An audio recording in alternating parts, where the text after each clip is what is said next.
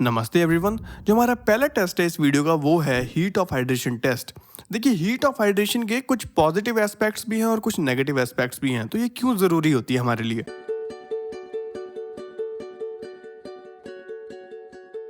तो पहले अगर इसके नेगेटिव एस्पेक्ट्स देखें, देखिए जब सीमेंट को हम किसी शेप में डालते हैं तो जो उसका आउटर पोर्शन जो होता है वो एटमॉस्फेयर के कांटेक्ट में होता है, तो जो वहाँ कूलिंग होती है वो जल्दी हो जाती है, लेकिन जो इनर कोर पोर्शन होता है ना, वहाँ पे जो हीट है वो रिलीज होती रहती है और जो टेम्परेचर है वो 50 डिग्रीज को भी क्रॉस कर जाते हैं, बल्कि उससे भी ज़्यादा हो जाते हैं। तो जब इतनी जल्दी टेम्परेचर जो है वो इंक्रीज हो रहे हैं, तो जब कूलिंग का समय आता है ना, तो इतनी हीट के बाद जब कूलिंग होती है तो श्रिंकेज क्रैक्स आना बहुत ही वाजिब होता है। और आप देखिए कि अगर आउटर एरियाज में क्रैक्स आते हैं तो चलता है थोड़ा बहुत, लेकिन जब इनर कोर में ही क्रैक्स आ जाएंगे तो जो हमारा स्ट्रक्चर है वो कितना डैमेज कर जाएगा। वहीं अगर हम इसके पॉजिटिव एस्पेक्ट्स को देखें तो हम इसको फ्रीजिंग एरियाज में यूज कर सकते हैं, क्योंकि जो हीट रिलीज होती है वो वाटर को फ्रीज होने से बचाती है। और देखिए, अगर हीट ऑफ हाइड्रेशन कोर में ज्यादा होती है ना, तो जो स्ट्रेंथ है वो कोर में हमें जल्दी मिल जाती है। और जो हमारे लिए प्रायोरिटी होती है कि अंदर जो स्ट्रेंथ है वो जल्दी मिल जाए, बाहर की स्ट्रेंथ तो हमें मिल जाएगी थोड़े टाइम में ही। अब हीट ऑफ हाइड्रेशन को मेजर करने के लिए हमें ये मेजर करना होता है कि उस सीमेंट की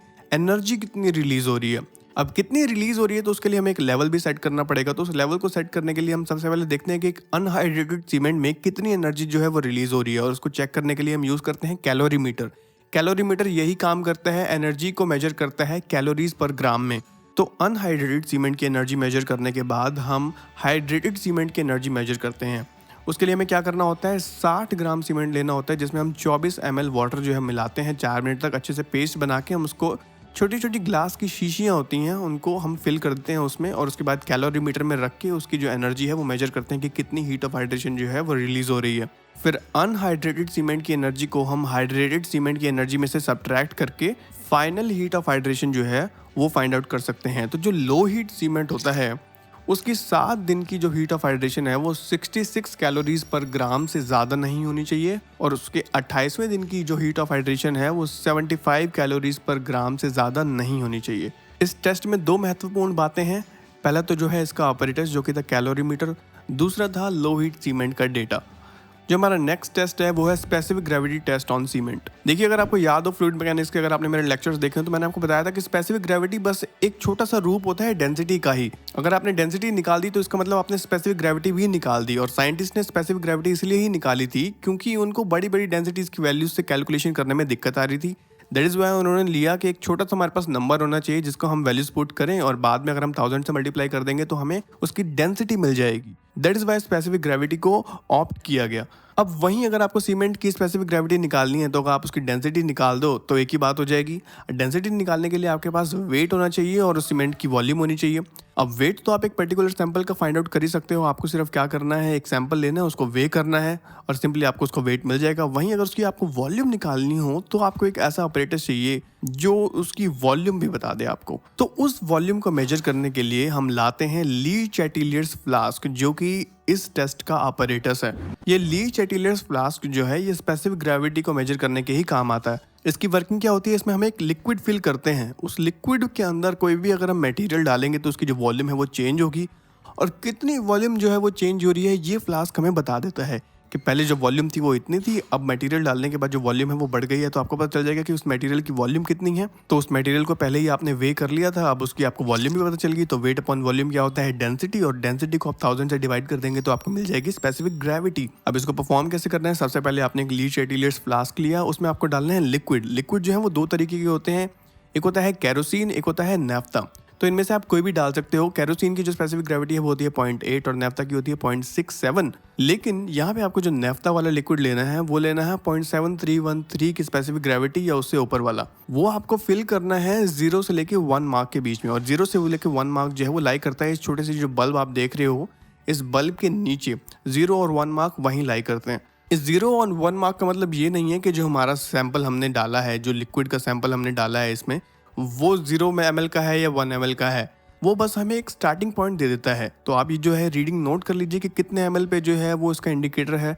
उसके बाद जो भी मटेरियल आपने इसमें डालना है वो डालिए और देखिए कि कितना उसमें का जो लेवल है वो राइज कर गया है। तो जो वॉल्यूम चेंज आएगा वही होगी उस मटेरियल की वॉल्यूम। तो 0 ml से लेके 1 ml के बीच में आपको या तो केरोसिन या फिर नैफ्था जो है वो फिल कर देना है। इसके ओपन एंड पे जो है एक स्टॉपर लगता है, तो कुछ इंडियन बुक्स ये कहती हैं कि आप इसको स्टॉपर लगाने के बाद वाटर बाथ में रखिए, अभी सीमेंट नहीं मिलाना आपने इसमें, इसको आप वाटर बाथ में रखिए, एक कांस्टेंट टेम्परेचर जो है वो मेंटेन रखिए। लेकिन ये बुक्स जो है ये कभी नहीं बताती कि कितना टेम्परेचर जो है वो मेंटेन करना है। लेकिन कुछ फॉरेन बुक्स हैं वो ये कहती हैं कि डायरेक्टली बिना वाटर बाथ के ही आप इसमें सीमेंट मिला दीजिए और चेक करिए कि कितना जो लेवल है वो चेंज हुआ है लिक्विड का। तो क्योंकि हम इंडियन स्टैंडर्ड्स के साथ काम करते हैं तो हम वाटर बाथ को जो है वो अप्लाई करेंगे। वाटर बाथ क्या होता है, एक कंटेनर में जो है वो वाटर को हम हीट करते हैं और जो हीटेड वाटर है उसके अंदर हमारा जो फ्लास्क है उसको रख देते हैं, तो उसको कहते हैं हम वाटर बाथ। उसके बाद आप स्टॉपर को हटाइए और 64 ग्राम्स का जो सीमेंट है वो धीरे धीरे इसमें ऐड करते रहिए और उसके बाद पूरा इसको उसमें जो सीमेंट है वो डाल दीजिए और स्टॉपर जो है फिर से लगा दीजिए और तब देखिए कि कितना चेंज आया उस लिक्विड की वॉल्यूम में और उसको नोट कर लीजिए। तो वेट आपको पता था सीमेंट सैंपल का 64 ग्राम्स, आपको वॉल्यूम पता चल गई है, यहाँ से उस वेट को वॉल्यूम से डिवाइड करिए तो आपको डेंसिटी मिल जाएगी और उस डेंसिटी को 1000 से डिवाइड करेंगे तो आपको स्पेसिफिक ग्रेविटी मिल जाएगी। और 1000 से तभी डिवाइड करना है जब आपकी वैल्यूज किलोग्राम पर मीटर क्यूब में हो। तो जनरली जो सीमेंट की स्पेसिफिक ग्रेविटी पेपर्स में शो करी जाती है वो होती है 3.15। और इसका मतलब ये नहीं है कि जो सीमेंट की क्वालिटी है वो ज़्यादा होगी या कम होगी अगर स्पेसिफिक ग्रेविटी ज़्यादा या कम होती है। ये हमारे तब काम में आती है जब हम कंक्रीट का मिक्स डिज़ाइनिंग करते हैं, तो उसमें हमें सीमेंट लेना होता है बाय वेट या बाय वॉल्यूम। तो तब जो स्पेसिफिक ग्रेविटी अगर हमारी ज़्यादा होगी तो जो वेट है वो ज़्यादा होगा, वहीं अगर कम होगी तो वेट जो है वो कम होगा। तो ये था हमारा लास्ट टेस्ट सीमेंट्स के बारे में। मैं सोच रहा था कि आगे हम बात करें एग्रीगेट्स की, लेकिन उसके लिए मैंने पहले ही वीडियोस जो है वो बनाई हुई हैं, तो जो लिंक्स हैं वो आपको नीचे डिस्क्रिप्शन में मिल जाएंगे। तो होपफुली नेक्स्ट लेक्चर में हम बात करेंगे कंक्रीट और उसके टेस्ट के बारे में और मिक्स डिज़ाइनिंग के बारे में। तो तब तक के लिए आप लोग पढ़ते रहिए, अपने गेट IESJ की तैयारी चालू रखिए। मिलते हैं नेक्स्ट लेक्चर में।